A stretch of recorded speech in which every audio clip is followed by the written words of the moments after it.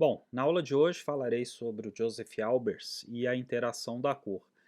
A interação da cor é uma obra importantíssima da literatura de arte, de design, sobre aspectos da cor, principalmente aquelas questões de contraste simultâneo, de como uma cor pode ser alterada a partir de contrastes. Então, isso é muito importante para quem trabalha com design, com produção gráfica, com artes plásticas, com arquitetura, enfim, praticamente todas os campos, né, todas as áreas do estudo que envolvem a teoria da cor. Né?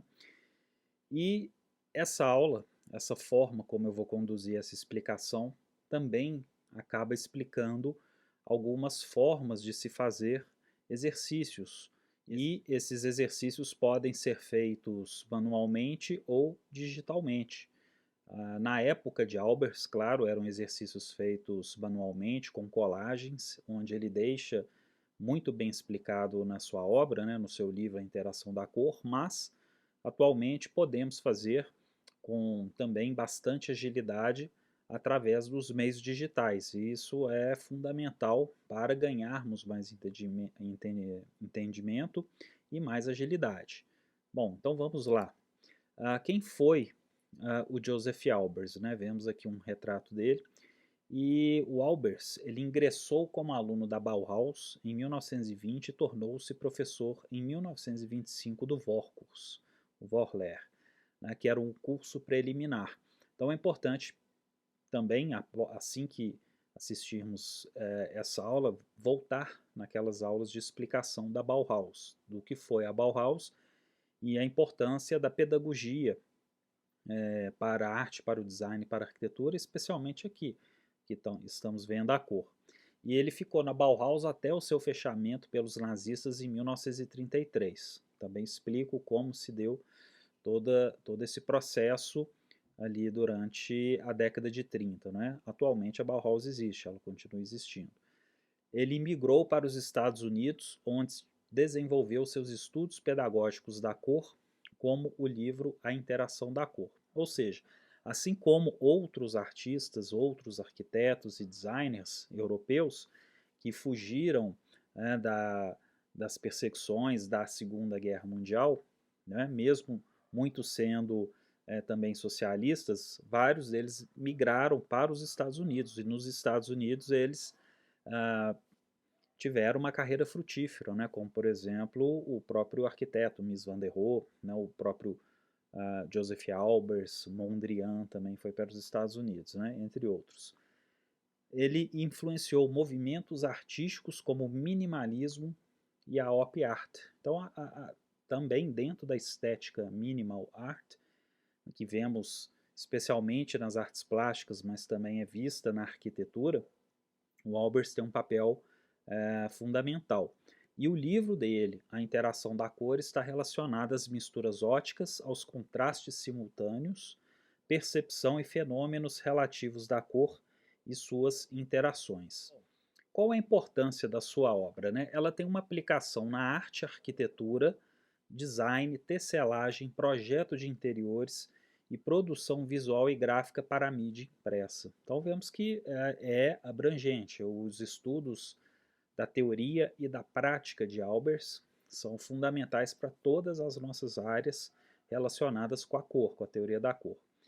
Ela se baseia num método pela experimentação prática, autoconhecimento por meio de exercícios, que propõe desdobramentos de modelos pré-existentes, mas que se renovam a cada execução de acordo com as novas percepções trazidas por novos alunos. O que isso quer dizer? Que as práticas, a metodologia de Joseph Albers, ela é atualíssima, ela funciona praticamente em qualquer tempo, ela é atemporal. Ou seja, mesmo que isso tenha sido desenvolvido na época de Albers, na década de 60, 50, 60, 70, e até mesmo com precursores como o próprio Juan Zitten, Kandinsky na Bauhaus, são exercícios clássicos, digamos assim, né? Porque eles funcionam até os dias de hoje. Né? O que vai se alterar? Podemos mudar as ferramentas, por exemplo, em vez de fazer colagens, usamos os computadores, mas o princípio, os fundamentos são atuais. E continuam importantíssimos para qualquer estudante que vai compreender a cor com uma forma mais ampla e mais profunda. Então, quais eram, né, os princípios pedagógicos do Joseph Albers na sua obra, como vemos aqui uma capa, né, de um livro, que inclusive é uma de suas obras de pintura, a interação da cor, que na percepção visual quase nunca se vê a cor como ela é fisicamente. Né? O que isso quer dizer? Que existem alterações que vêm inclusive do próprio organismo humano que faz com que a percepção da cor se altere, ou seja, as cores mudam. Né? Existem tons que vão variando, né, de acordo aí com os contrastes.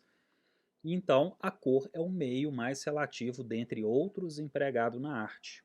Ela é bastante relativa, ela depende de como as cores se comportam em relação às outras cores vizinhas. Né? É preciso reconhecer que a cor sempre engana, então nunca ter certeza de que determinada cor vai funcionar naquele ambiente e que esse mesmo efeito vai funcionar em outro ambiente. Nós vamos entender isso daqui a pouco. A cor evoca inúmeras leituras. Né? Essas leituras também podem ser de ordem simbólica. Né? O Albers comenta também algumas coisas a respeito disso. Uma cor deve ser analisada por contraste e comparação à outra. Ou seja, se eu estou vendo um vermelho, eu preciso ver qual é o fundo, por exemplo. Onde que esse vermelho está se contrastando. Porque um outro fundo de outra cor vai alterar pouco ou muito a percepção desse vermelho. A prática precede a teoria, ou seja, o que o Albers propõe se inicia na prática, não adianta teorizar ou tentar imaginar como realmente uma cor vai funcionar, como uma cor vai aparecer, vai aparentar. Então é preciso ter a prática para realmente verificar se aquela é a cor mesmo desejada. E o fato físico não é coerente com o efeito psíquico. Né? Estamos vendo um vermelho e produzimos esse vermelho como tinta, por exemplo, ou temos um papel vermelho. Mas, na hora que ele entra em contraste com outra cor, esse vermelho pode se tornar laranja, porque ele foi alterado perceptivamente por aquele fundo, né, de outra cor.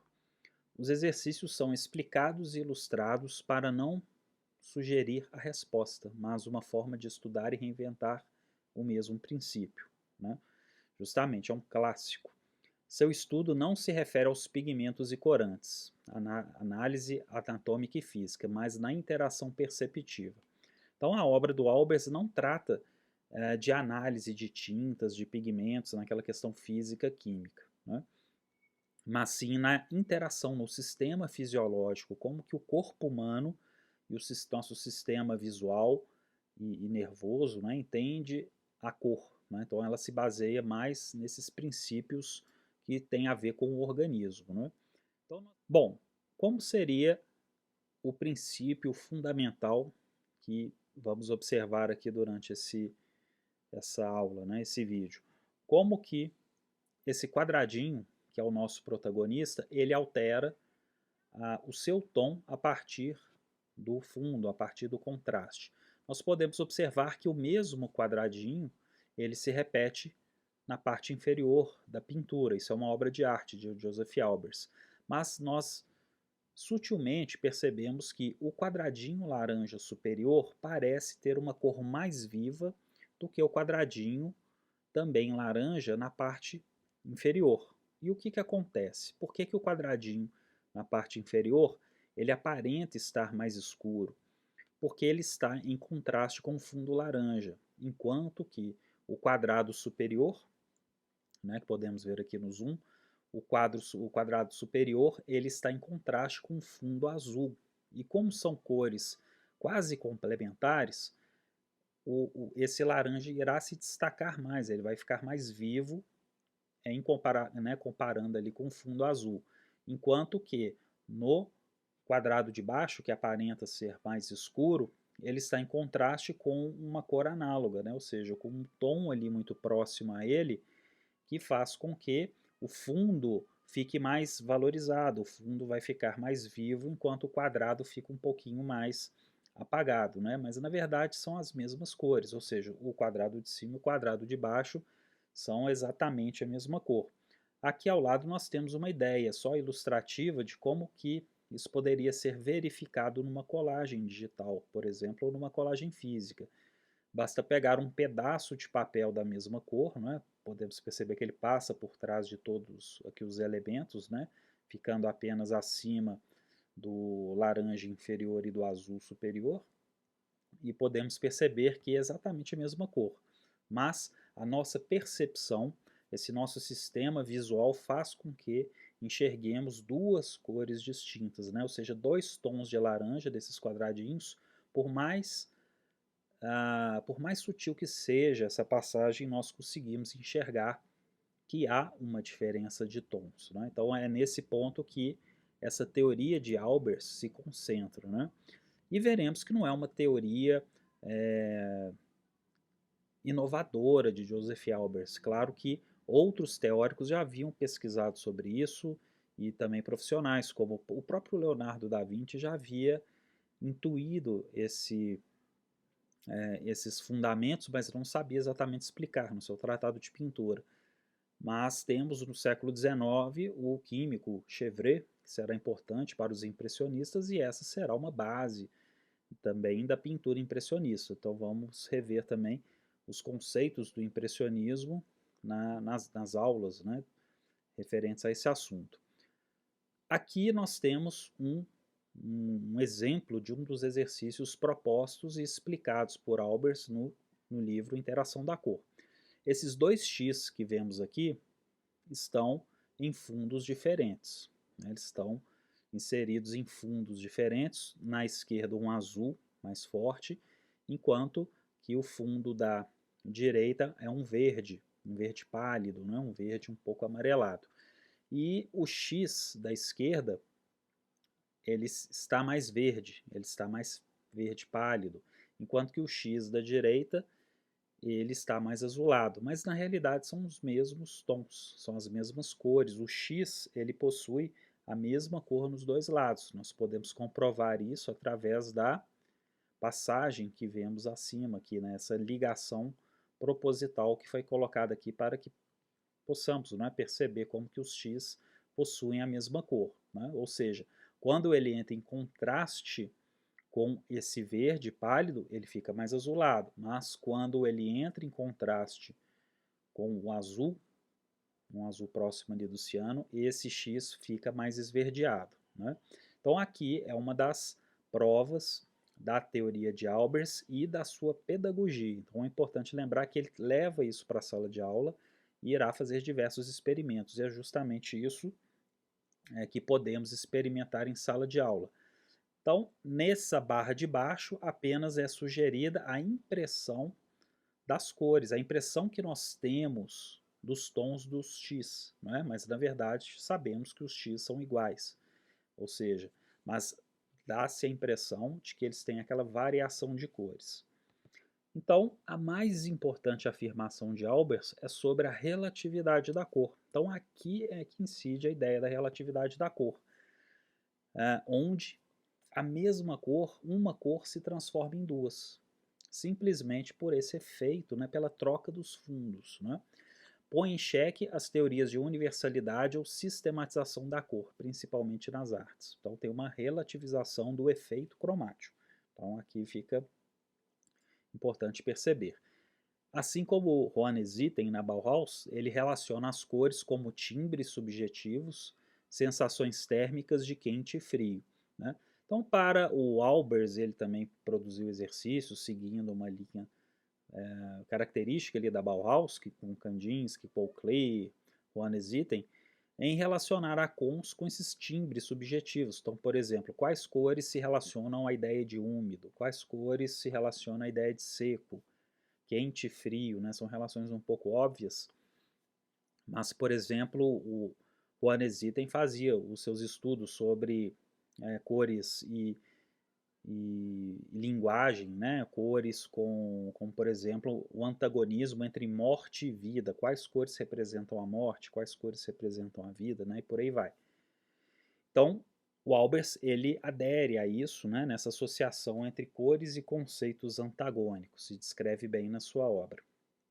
Aqui nós vemos uma pintura, né, chama-se Homenagem ao Quadrado, 1963. Ela faz parte aqui da Pinacoteca do Estado de São Paulo, e essa é uma pintura abstrata de Joseph Albers, uma série grande e que fica conhecida de Homenagem ao Quadrado, onde ele explora esses efeitos visuais. Bom, a interação da cor não segue a concepção acadêmica de teoria e prática. Ele reverte a ordem e coloca a prática anterior à teoria para, no final, ser a conclusão da prática. Ou seja, não dá para saber se determinada cor vai ficar exatamente daquele jeito. É preciso praticar primeiro, porque nós podemos imaginar um resultado e dar um outro completamente diferente. Ou então projetar uma determinada cor e essa cor não vai dar certo naquele ambiente, naquele local. E as cores funcionam independente das formas, isso é importante. Nos exercícios de Albers não interessa criar formas, né? Por exemplo, uma árvore, um animal, uma pessoa, uma paisagem, isso não importa, isso não interessa. Os estudos do Albers, assim como várias obras de arte dele, se preocupam muito mais em ver a cor da forma mais pura possível, sem tanta interferência da forma, né? Porque as formas podem induzir a uma leitura que não é desejada nesse momento. As cores autonômicas dariam vida para os quadrados que até então descoloridos não possuíam movimento, né? Então, quer dizer, o que ele está colocando aqui nessa pintura dos quadrados verdes? Uma ideia de movimento feito a partir da cor, né? Como que cores podem avançar e recuar, por exemplo, em planos, e isso não ocorreria se fosse apenas uma superfície incolor, né? Um desenho linear incolor. Né? Em Black Mountain College, onde ele ensinou, foi o cenário para a série Homenagem ao Quadrado, iniciada em 1950, quando Albert se transferiu para a Universidade de Yale até sua morte em 1976. Remete aos estudos de Chevret, como disse, né, o químico francês que influenciou tanto ali o impressionismo.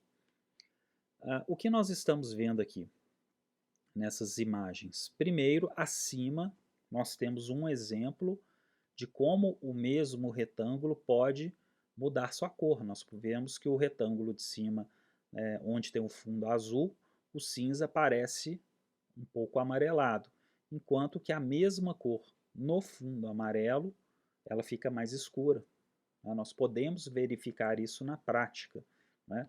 O nosso olho é, de certa forma, enganado, né? O nosso sistema visual ele é enganado. Então, isso aqui são práticas e exercícios feitos em sala de aula, ensinados por Albers, e que podem ser remodelados a todo instante. E aqui abaixo, na fotografia de baixo, vemos aqui uma mesa de trabalho de alunos, de ex-alunos meus, fazendo colagens com papéis coloridos. Né? É bem interessante, é uma aula muito rica que atualmente pode ser perfeitamente substituída pelo computador. Um simples programa gráfico, um PowerPoint, por exemplo, consegue fazer isso perfeitamente. Né? Então, a interação da cor se fundamenta na utilização de papel colorido e não pelas tintas, além dos meios digitais, claro. O papel colorido fornece uma grande variedade de matizes e tons, né? E, claro, o computador muito mais. Né? Agiliza o processo por já estar na cor desejada. Amplia o número de exercícios em relação ao tempo. Tem baixo custo. Os alunos podem trocar entre si as cores que lhes interessam, aumentando a paleta de trabalho coletivo. O que isso quer dizer? O papel ele é barato, o papel colorido é uma coisa barata e podemos arrumar em casa também através de recortes de jornais, de revistas. Né? Então é importante que os alunos, ao levarem esses papéis coloridos para a sala de aula, né, se formos trabalhar com os papéis coloridos, os próprios alunos vão trocando cores entre si, e isso aumenta as possibilidades. Então, uma mesma sala pode ter inúmeros tons, cores diferentes para poder trabalhar. Claro que o computador vai te dar aquelas milhões de possibilidades de cores, né? Então isso fica também muito mais fácil. Evita a mistura de tintas e desperdício de tempo. nesse estudo, por exemplo, nessa prática, nessa metodologia de Albers, trabalhar com a tinta só piora. Por quê? Porque o papel colorido não tem marca de pincel, textura. Quando nós utilizamos as tintas, fica aquela marca, né, de pincel, de textura da própria tinta, com suporte, né, com o pincel, enfim. E isso não interessa para esse processo. Nós precisamos aqui justamente de uma cor chapada, de uma cor lisa.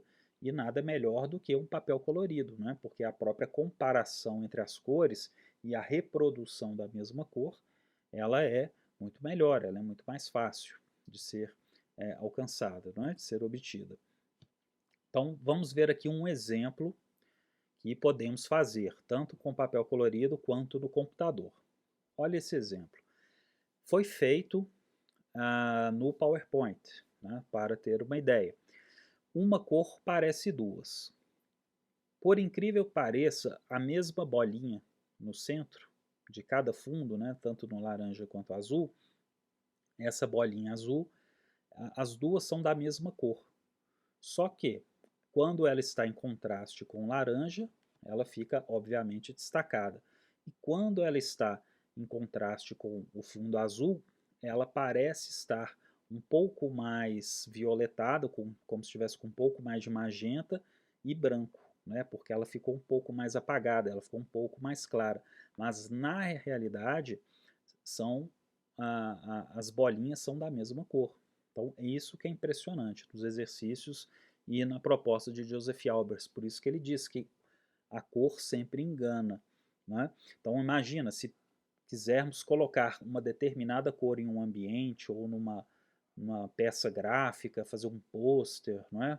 Ou trabalhar com ambientes de arquitetura e design de interiores, é importante verificar se realmente aquela cor que nós vamos colocar não irá sofrer uma transformação por causa de um fundo maior, né?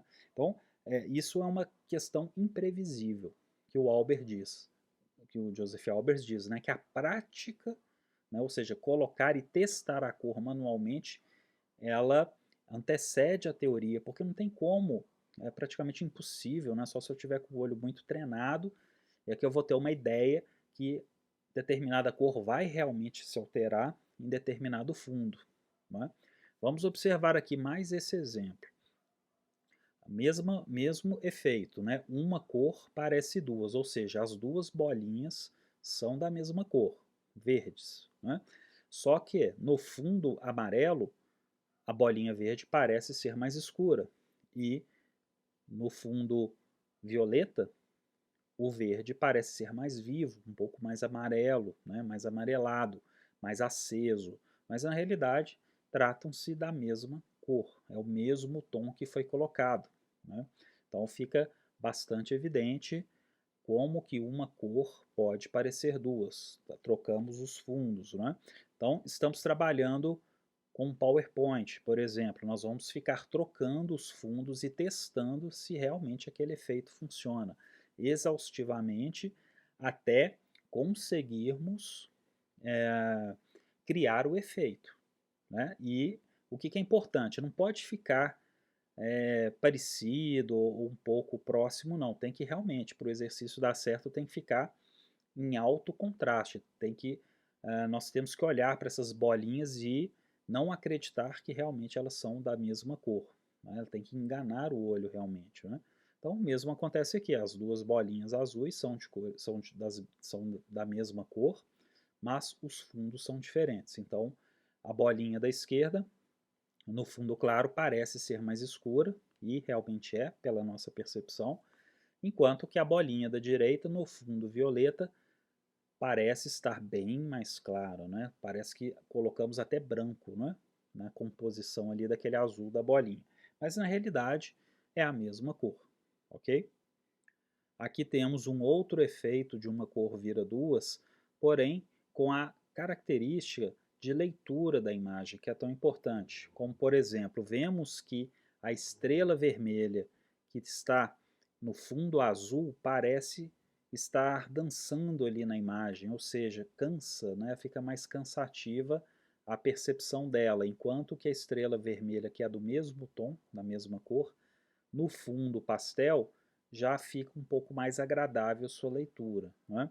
Então, por exemplo, se um designer gráfico está fazendo um pôster com letra, um pôster com fundo azul, ciano daquela cor, e utiliza letras, caracteres, uma tipografia nessa cor vermelha, certamente o leitor vai ter um pouco de dificuldade para acompanhar esse texto, porque a visão vai ficar mais cansativa. Enquanto que se o designer escolher um fundo diferente, ele pode melhorar essa percepção do vermelho, né, deixando ele um pouco mais agradável ou completamente agradável a sua leitura. Então, o contraste também altera essa percepção, deixando uma cor mais cansativa ou menos cansativa, dependendo aí da situação.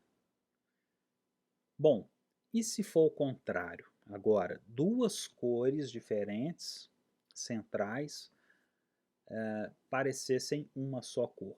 Vamos reparar aqui nesse exemplo dado pelo Joseph Albers do seu livro. Repare que os dois bastões amarelados em diagonal parecem iguais, em fundos diferentes, porém são cores distintas, demonstradas na parte inferior. Correto? Então, o que ele está dizendo aqui? Né? O que o Albers nos mostra nesse exemplo? Que os dois bastões que estão em diagonal, eles parecem ser da mesma cor, mas na realidade eles são de cores diferentes e de cores bastante diferentes, como podemos ver aqui embaixo.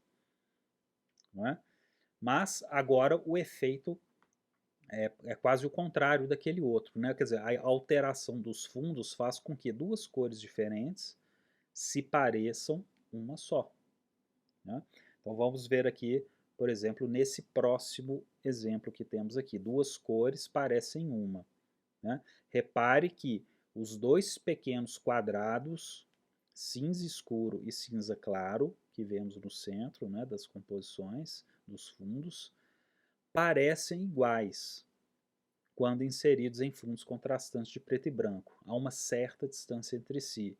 Então a gente olha para essa composição e temos quase certeza, né, fica imperceptível distinguir que são retângulos, né, menores ali diferentes, eles se parecem iguais. Mas aqui embaixo, na parte inferior, foi colocado justamente como que eles se contrastam. Eles são extremamente diferentes, né? É um tom de cinza bem mais escuro e o outro é um tom de cinza bem mais claro. Só que o tom de cinza claro, quando ele entra em contraste com o branco faz com que esse cinza mais claro se pareça mais escuro, e enquanto que o fundo preto faz com que o cinza escuro fique mais claro. Né? Levando ao quê? A ideia de que essas cores estão se igualando. Né? Então é bem interessante. Então é possível fazermos a mesma ideia, só que trocando agora, né? Duas cores parecem uma. O exercício anterior era o quê? Uma cor parece duas. Eu posso criar exercícios que fiquem aproximados, né? Igual esse caso aqui de duas cores parecerem uma. Eu tenho um círculo de uma cor que é bem mais clara que a outra, a gente pode conferir inclusive aqui embaixo, né? São cores bem contrastantes, bem diferentes, mas que quando eu altero o fundo, elas se aproximam mais. Não quer dizer que elas vão ficar exatamente iguais, não, mas elas podem se aproximar e a distância tonal entre elas pode ficar menor e até se parecerem realmente iguais. Então aqui nós temos um outro exemplo. Né? É claro que algumas pessoas podem perceber mais, outras menos, mas de fato isso acontece. Né? E por que isso é importante? Isso pode levar a soluções econômicas, técnicas numa indústria, por exemplo, onde um determinado tom de tinta não existe, e você consegue produzir um tom diferente da mesma cor sem necessariamente ter a tinta daquela cor. Não é?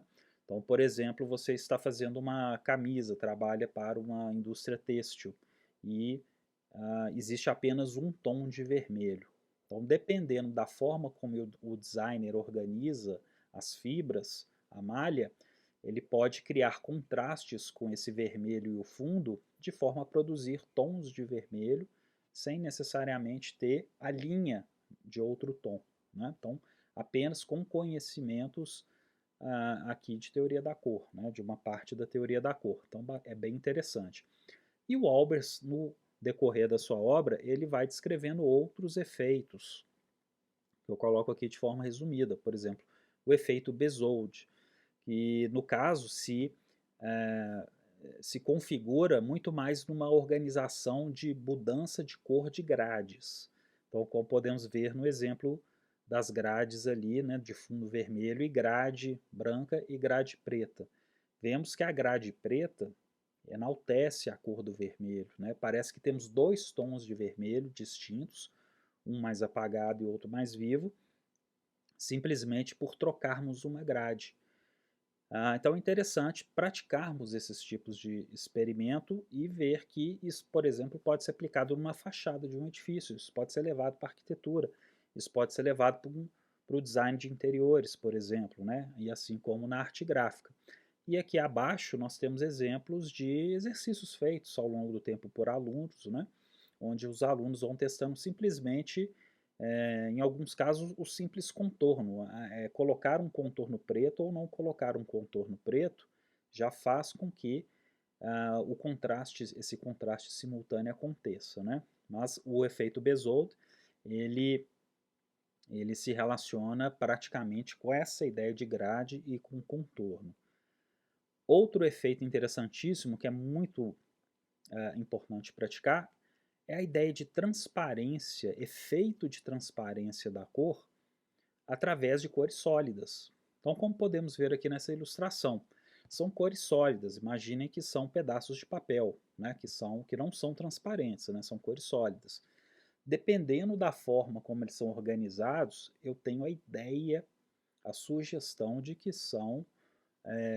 que eu consegui um efeito de transparência, né, como por exemplo o caso aqui desse amarelo, desse triângulo amarelo. Parece que o triângulo amarelo, quando ele se sobrepõe ao círculo violeta, nessa área de interseção fica o que? Gerou o vermelho, por quê? Porque teve uma união de cores do vermelho com o violeta e deu a ideia de transparência. O mesmo acontece com esse verde aqui. Na verdade, o verde é apenas a forma como foi organizado, né? Como foi feita ali apenas a organização do desenho. Mas eu tenho a sensação de que realmente tudo isso aqui é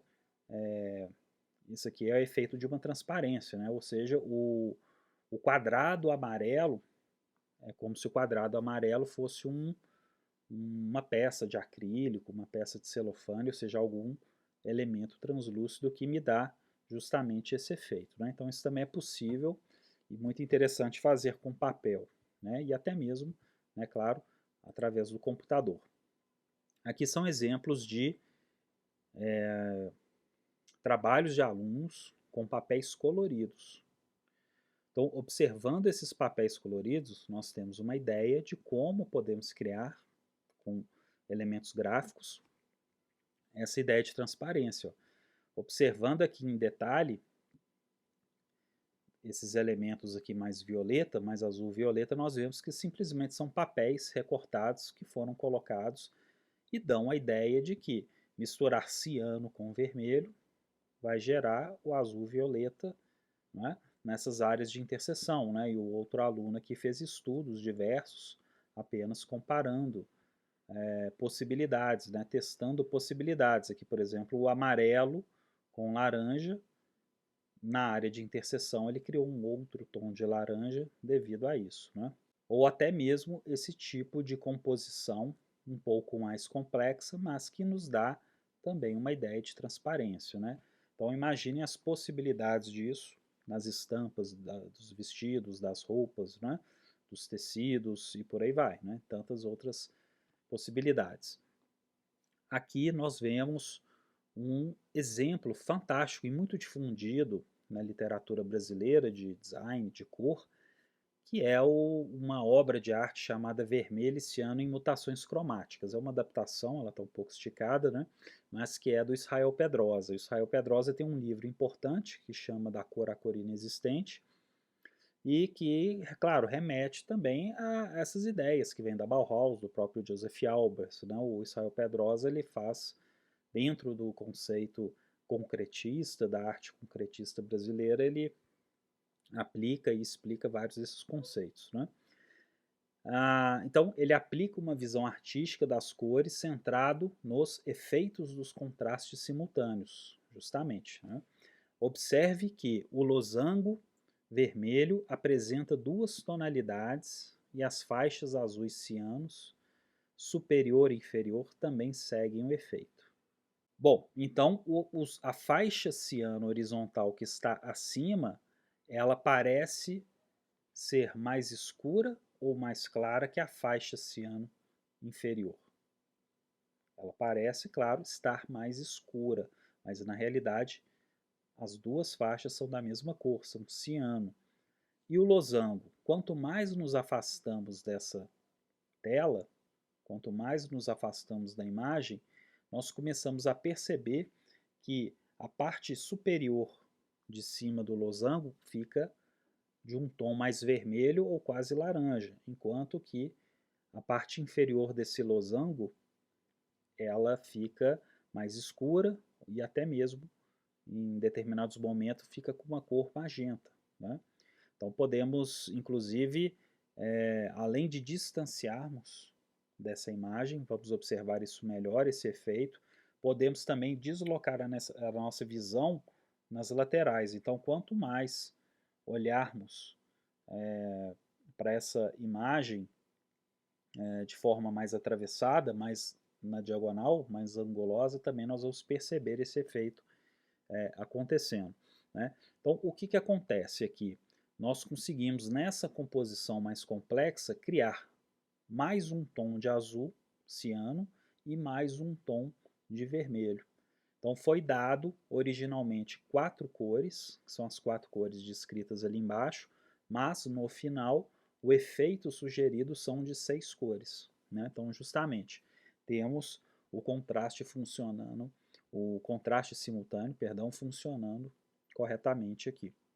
E claro, vamos perceber a diferença. Por que isso acontece? Em determinado momento, o amarelo, a faixa amarela passa por cima do vermelho e abaixo a faixa amarela passa por detrás do vermelho, gerando justamente esse efeito, né? E acima, o ciano está acima do amarelo, enquanto que abaixo o ciano está acima do azul violeta, né? Então por isso que o contraste acontece. Quando o ciano ele interage com o amarelo, ele aparenta ficar mais escuro. E quando o ciano interage com o azul escuro, ou azul violeta, ele aparenta ficar mais claro. Então, por isso que nós vemos 2 tons de ciano e 2 tons de vermelho acontecendo nessa obra. Bom, aqui nós vemos exemplos feitos por ex-alunos, e eu fiz adaptações desses exercícios aqui pelo computador, mostrando como é possível pegar essa obra de arte do Israel Pedrosa e fazer adaptações, propor adaptações, ou seja, os estudantes vão, a partir desse princípio, criar uma composição complexa.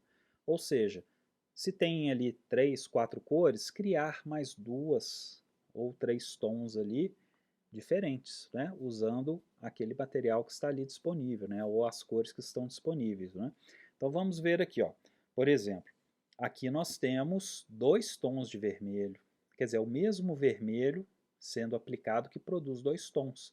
E aqui da mesma forma, é o mesmo ciano, mas que trabalha, fica óbvia, né, essa relação como que 2 tons são produzidos a partir da mesma cor só pelo distanciamento, né? Quer dizer, quanto mais distante ficamos do objeto, mais visível fica o efeito. Então, o que o aluno fez na composição da direita? Ele simplesmente pegou as cores do Israel Pedrosa, do ciano, né, em vermelho e mutações, e alterou a forma, conseguiu o mesmo efeito, né? Já na composição do meio, o que entra em destaque? Evidente. vamos perceber que é o mesmo cinza que aparenta ser dois tons diferentes. Ó. O mesmo cinza, podemos ver ele aqui na faixa azul, na faixa verde superior, o mesmo cinza, mas quando ele entra em contraste abaixo, passando por baixo e por cima, intercalando ali no preto e no branco, eu tenho a nítida sensação e quase certeza, né, de que se trata de um cinza mais escuro, de um cinza mais claro. O mesmo acontece com a barra vermelha da esquerda e a barra vermelha da direita. Eles se parecem mais claros e mais escuros. Enquanto que o exercício aqui da direita, o aluno consegue obter 3 tons de ciano usando o mesmo ciano, né? Quer dizer, a mesma tonalidade do computador que ele conseguiu para o ciano, ele produz por contraste simultâneo 3 tons, por mais sutil que apareça, né? Por mais que algumas pessoas não consigam perceber, mas na minha percepção e de tantos outros, é evidente. Né? Vemos que o de baixo é o mais escuro, esse que está sobre o amarelo, depois nós temos essa barra ciano sobre o vermelho e o ciano no verde aparenta ser um pouquinho mais claro que os demais. Né? Bom, então eu espero que tenha sido útil, que isso seja reproduzido como exercícios e que seja bastante útil e proveitoso nas aulas de cor. Então um abraço e até a próxima.